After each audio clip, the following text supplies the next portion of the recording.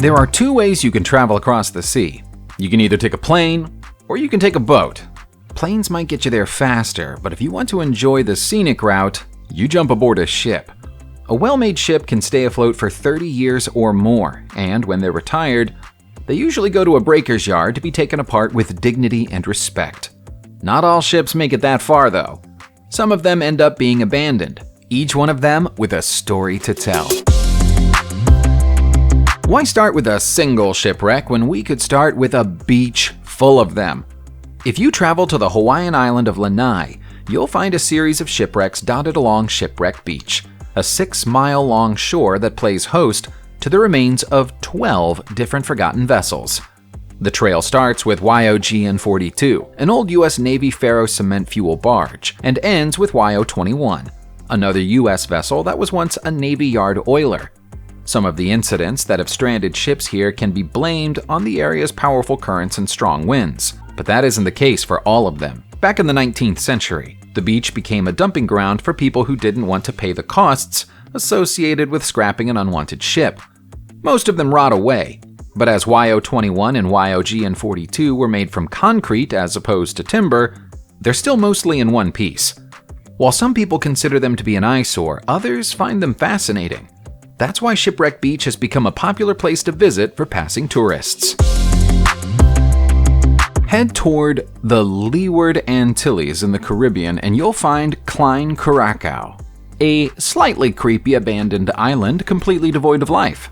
That hasn't always been the case though, as is evidenced by the presence of an empty lighthouse. The lighthouse isn't alone on the island. It has 2 shipwrecks to keep it company. One of them is the shattered wreck of the Maria Bianca Guidesman. The vessel was once a proud oil tanker but ran aground on Klein Curacao during the 1960s with so much force that the ship sheared clean in 2. Obviously, that made the idea of salvaging the vessel completely out of the question, and so the battered shell of the ship has been slowly falling to pieces in the sun for almost 60 years. The second vessel is harder to identify, but it's possible that it would tell a shameful story if it could talk. The Dutch West India Company's slave trade route passed through this area, and the island was used to quarantine 6 slaves in a shabby hospital, the ruins of which can still be seen on the island today. This second ship might well have been a slave ship, which would explain why nobody's ever owned up to leaving it there. For such a small piece of land, Ireland has a lot of shipwrecks on its coastline and its riverbanks. One of the most notable is in Ballynaquay, County Mayo. That's where you'll find the abandoned SS Creetboom, trapped forever on the River Moy. The vessel is over a century old and owes its strange choice of construction material to the fact that traditional shipbuilding materials were hard to get hold of during the First World War. The Creetboom was built in 1917 and was put into service shipping iron ore from Spain to England. After the war was over, the Creetboom was bought by a London-based company and started transporting coal to and from mainland Europe. It didn't come to Ireland until 1937, by which point it was in poor shape and was scheduled to be scuttled and become part of a barrier at the mouth of the river. But it struck rocks on the final leg of its journey and began taking on water. All that could be done for the stricken vessel was to tow it to midstream, and that's where she's been ever since. It's a little ironic for a ship with a name like World Discoverer to get stuck in one part of the world for 20 years, but that's the fate that's befallen this vessel. She had a long and happy life before she met with this misfortune, though. The World Discoverer was built in 1974 in Germany and sold to a Danish company as a cruise liner, and then sold again to another cruise company, this time one based in Singapore. They kept her for 16 years, during which time she traveled the whole world and delighted many passengers. By 1990, she was showing her age, but she was given a full refurbishment and started sailing again in good-as-new condition, this time under the national flag of Liberia. It's possible she might even have survived until today under normal circumstances, but it wasn't to be. She hit a reef close to the Solomon Islands in April 2000, and the damage was severe. All of the passengers were rescued, but her heroic captain Oliver Croyce chose to remain on board and pilot her to Roderick Bay. That allowed all of the valuables on the ship to be salvaged. but no more could be done for the 26-year-old ship. As strange as the idea of a concrete ship might sound, Great Britain wasn't the only country that built them in the past. You can find the remains of another one in the lower reaches of the Volga, close to Astrakhan in Russia, not far from the Caspian Sea. Not much is known about this strange-looking wreck. It's a hybrid creation partially made from concrete and partially made from steel. Based on its size and its internal layout, it would be reasonable to guess that it might have been a tanker back when it was in serviceable condition. As the vessel is totally unguarded, it's possible for people to climb aboard and explore it, which is how we got these pictures. As you can see, the lower decks are taking on water, and in places the concrete has crumbled and exposed the steel mesh that holds the vessel together. It's clear that the ship has been left alone for a long time, and it's sadly past the point where it would be able to be fixed. Who knows what kind of goods might have been carried inside it back when it had a crew and an owner? We've all heard the famous song Yellow Submarine by the Beatles, but did you know that there's a real yellow submarine stranded in the waters of Coney Island Creek in New York City, USA? The forgotten vessel, which can still just about be identified as yellow despite a thick coating of orange rust, is the Questor I.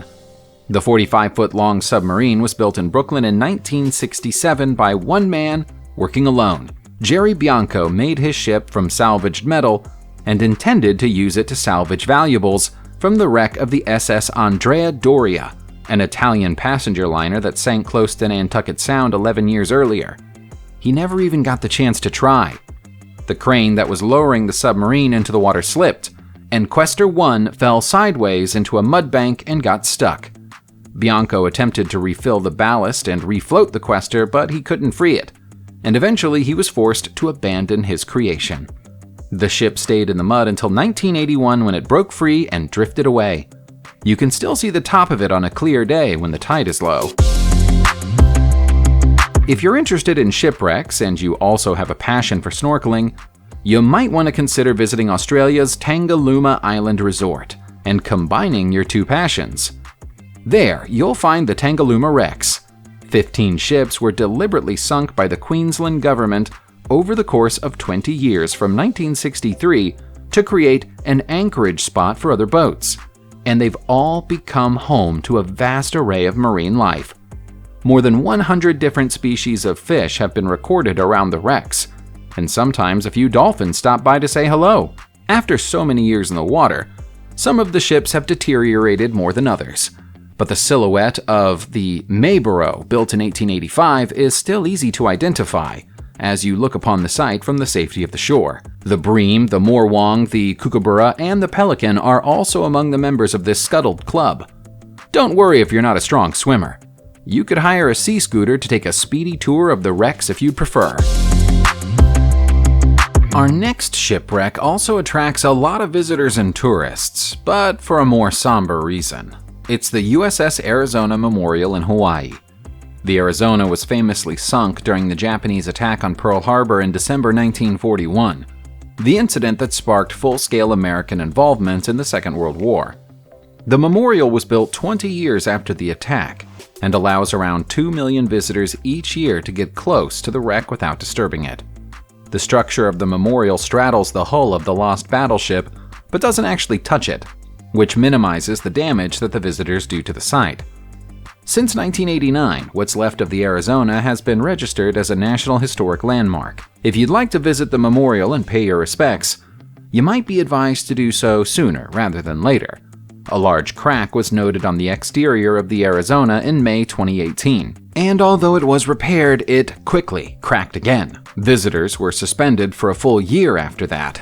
And although they've recently been permitted again, nobody knows how much longer the ship will last. It might still be possible to rescue the TSS Duke of Lancaster, but time is running out fast. The British railway steamer operated throughout Europe between 1956 and 1979, and was supposed to begin a new life as an entertainment vessel after that, but a series of legal disputes have left it beached on the River Dee in Wales for more than 40 years. The Duke of Lancaster used to operate as a ferry service, but the route she worked on was withdrawn in November 1978. A Welsh company bought her and attempted to reopen to fill her with arcades and funfair attractions, renaming her the Fun Ship. But the local council in Lanark Moor weren't happy with the idea. The owners battled with the authorities until 2004, but eventually conceded defeat, and so the ship appeared to be doomed. As rusty as the exterior appears, internally she's said to be in good condition. A new plan to turn the ship into an art gallery was announced in 2012, and saw some of Europe's best graffiti artists invited to come and decorate the hull. But in 2017, the ship was painted jet black without any explanation. There's been no further news since. Heading back to the United States of America, you'll find the Swanny Bell looking conspicuous on dry land in east-central Pennsylvania. Despite the riverboat's antiquated appearance, she's not actually as old as she looks. The ship was built by the La Crosse Riverboat Company in Wisconsin in 1985, but she was based on the much older paddle wheel bell of Swanny that used to run on the Swanny River in Florida many years earlier. Initially, she carried up to 150 passengers at a time between the Hudson River and East River Bay in New York, but only stayed there for a year or so before moving on to Mobile, Alabama, and then to Johns Pass in Florida. Eventually and inevitably, she started operating on the Swanny River in January 1988, just like the vessel she was based on used to. She didn't last long, though. In November of that year, she was ripped from her moorings by a storm and drifted for more than 60 miles, breaking a hydraulic line before running aground at Hernando Beach. The incident damaged her badly, and so she was decommissioned in 1991. 10 years later, the wreck was bought and moved to Pennsylvania by a businessman who intended to turn her into a restaurant. But the company went bankrupt, and the Swanny Bell was left to abandonment. Our next location is known by two different names: the Staten Island Graveyard and the Tugboat Graveyard. Both names give you a strong clue about what you can expect to find at the New York City site. This is the place that many of the hundreds of ships that used to serve the piers of New York's coast were taken to be scrapped over the years. But the scrapping service no longer operates. It didn't even have the good grace to clean up its mess before it stopped trading. At last count, there were more than 24 ships still floating on the waterway, most of which are in a desperate state of disrepair. Tugboats are moored for all eternity right next to dredgers, rubbing together as the waters rise and fall, and slowly being weathered away. Some of them have sunk so far into filth that only a few rotting timbers remain. Anything that might have scrap value or salvage potential was either sold or stolen a long time ago. Now the sad remnants of these old boats have no owner and no future. The site is an eyesore, and it's a wonder that the city hasn't done anything about it since 1990. It's a lot easier to identify the wreck of the USS Inaugural in St. Louis, Missouri, than it is to identify anything at the Tugboat Graveyard, but it's still a rusty, abandoned spectacle of a ship. In her prime, she was an admirable class minesweeper that saw action during the Second World War, when she sailed to Okinawa, but she was decommissioned long before she ended up in this state. When she first arrived in St. Louis, she became a floating war museum. But she was torn from her Mississippi River moorings by the Great Flood of 1993 and carried downstream. She didn't make it far. She ended up sunken on her side half a mile away. For most of the next 20 years, it was impossible to gain access to her. But an unusually dry spell in 2012 lowered the level of the river and exposed the shell of the Inaugural for all to see. What was there wasn't pretty. It was immediately obvious that she didn't have any future use other than as a canvas for the area's graffiti artists, and so she was eventually sold for scrap. That's a sad end for a ship with such a distinguished history. Subscribe to the channel, turn on the notification bell, and enjoy watching new videos on my channel. Thanks for watching, and see you soon!